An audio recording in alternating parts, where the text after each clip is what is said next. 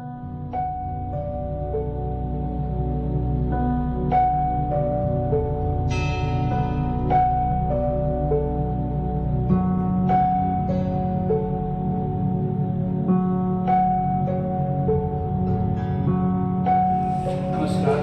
હું કંદર ભટ્ટ મારી યુટ્યુબ ચેનલમાં આપ સૌનું સ્વાગત કરું છું.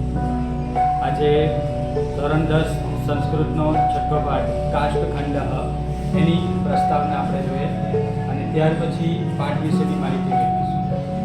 પાઠની અંદર જે પેરેગ્રાફ આપેલા છે એનું ભાષાંતર અને એના વિશેની નોંધ જે કંઈક આપણને પૂછાય છે એ માહિતી આપણે મેળવીશું. સૌપ્રથમ કાષ્ઠખંડ એની પ્રસ્તાવના જોઈએ. પાઠનું નામ આપેલું છે કાષ્ઠખંડ.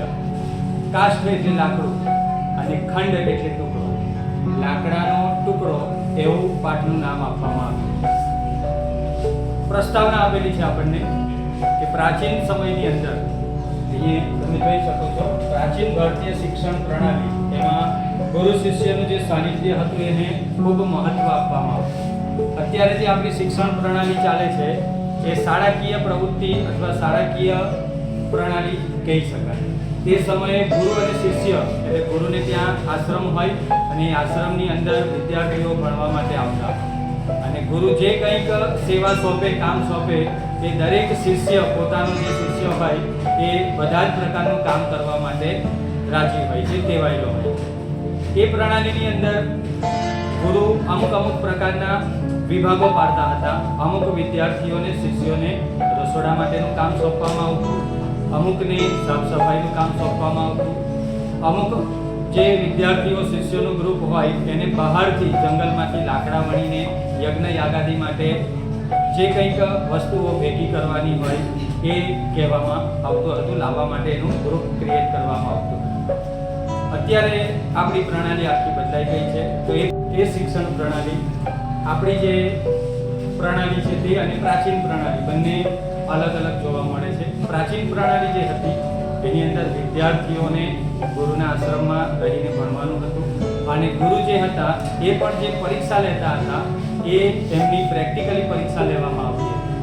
કોઈક બીજી રીતે લેખિત પરીક્ષા કે એવી કોઈ પરીક્ષા નહીં અને ગુરુ ઈચ્છે ત્યારે વિદ્યાર્થીઓની પરીક્ષા લઈ શકતા હતા. આપણે ત્યાં અત્યારે જે પ્રણાલી ચાલે છે એ પ્રણાલી મુજબ બધી જ વ્યવસ્થા નક્કી હોય છે અને એ વ્યવસ્થા પ્રમાણે કે સપ્ટેમ્બર મહિનામાં કે ઓક્ટોબર મહિનામાં પહેલી પરીક્ષા આવે, જાન્યુઆરી મહિનામાં, ફેબ્રુઆરી મહિનામાં આપણી બીજી પરીક્ષા આવે અને માર્ચ મહિનામાં આપણી વાર્ષિક પરીક્ષા આવે. એ બધું શેડ્યુલ આખું આપણું નક્કી હોય છે. જ્યારે પ્રાચીન સમયની અંદર ગુરુ જે ઈચ્છે, જે વિદ્યાર્થીની પરીક્ષા ઈચ્છે તે વિદ્યાર્થીની પરીક્ષા લઈ શકતા અને જ્યારે ઈચ્છે ત્યારે લઈ શકતા હતા. એવું કોઈ શેડ્યુલ નક્કી નહીં હતું કે આ જ વિદ્યાર્થીની પરીક્ષા લેવાની, બધાની સાથે લેવાની, એવું નહીં. અને જ્ઞાન આપવાનું થાય તો પણ એ પણ જ્યારે ઈચ્છે ત્યારે જ્ઞાન આપી શકતા હતા. રસ્તે ચાલતા જતા હોય ને કોઈક વસ્તુ જોઈને ગુરુને એમ થાય કે વિદ્યાર્થીઓને મારે જ્ઞાન આપવું છે તો ત્યાં ઊભા રહીને એ વસ્તુનું જ્ઞાન આપતા હતા. અને એવી ઈચ્છા થઈ જાય કે મારે આ વિદ્યાર્થીની પરીક્ષા કરવી છે તો એ વિદ્યાર્થીની પરીક્ષા કરવામાં આવતી હતી. આ રીતે ગુરુ પરંપરા ચાલી આવતી હતી, ગુરુ શિષ્ય પરંપરા ચાલી આવતી હતી. આપણા પાઠમાં એવું બતાવ્યું છે કે એક ગુરુ નદી કિનારે જ્યારે ભ્રમણ કરતા હતા ત્યારે તે સમય દરમિયાન એક લાકડાનો ટુકડો જે હતો એ નદી કિનારે, નદીના પાણીની અંદર તરતો હતો. તો એ તરતા લાકડાના ટુકડાને બતાવે છે શિષ્યને અને સંસાર માટેના, આપણે જે સંસારમાં રહીએ છીએ એના માટેના જે 4 વિઘ્નો છે એ વિઘ્નોની જાણકારી એ શિષ્યને આપવામાં આવે છે. ઉદાહરણ લાકડાનું લેવામાં આવે છે કે જેમ લાકડું પાણીમાં તરતું, નદીમાં તરતું લાકડું સમુદ્ર સુધી પહોંચવાનું છે, કારણ કે દરેક નદી સમુદ્ર સુધી પહોંચતી હોય છે. તો એ ક્યારે પહોંચશે કે જો રસ્તામાં, માર્ગમાં એને 4 પ્રકારના વિઘ્ન ન નડે તો જ એ લાકડાનો ટુકડો સમુદ્ર સુધી પહોંચી શકશે. તો એ 4 વિઘ્નો પહેલા કહેવામાં આવે છે કે તીરેસુ સંલગ્નતા. પહેલું વિઘ્ન જણાવે છે કિનારા ઉપરનું જોડાણ. જો લાકડાનો ટુકડો તરતો કિનારા ઉપર આવી જાય તો એ સમુદ્ર સુધી પહોંચી શકતો નથી. કિનારા ઉપર પાણી ઓછું હોય અને એ ત્યાં જ અટકી જાય છે, પાણીના પ્રવાહની અંદર આગળ વધીને સમુદ્ર સુધી જઈ શકતો નથી. તો આ પહેલું વિઘ્ન લાકડાના ટુકડાને નડે છે, તીરેસુ સંલગ્નતા. બીજું બતાવેલું છે ભારાધિક્યના જલે નિમગ્નતા. અધિક ભારને કારણે પાણીમાં ડૂબી જવું. જો લાકડાનો ભાર પાણીના ભાર કરતાં વધી જાય તો એ પાણીની અંદર ડૂબી જવાનો છે, આગળ સમુદ્ર સુધી પહોંચી શકવાનો નથી. ત્રીજું બતાવેલું છે આવર્તપાતતા. આવર્તપાતતા એટલે વમળોમાં ફસાઈ જવું. વમળોમાં ફસાવું એટલે કે નદીની અંદર આપણે અમુક જગ્યાએ જોઈએ છે કે જ્યાં ગોળ ગોળ ગોળ પાણી ફર્યા કરતું હોય ને વમળ તરીકે આપણે ઓળખીએ છીએ. તો એની આજુબાજુમાં જો લાકડો આવી જાય, એ લાકડાનો ટુકડો આવી જાય તો એ ત્યાં ને ત્યાં જ ગોળ ગોળ ફરવાનો, ત્યાંથી એ આગળ વધી શકવાનો નથી.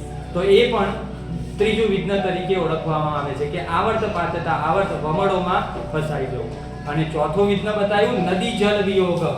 નદીના પાણીથી વિખૂટા પડવું.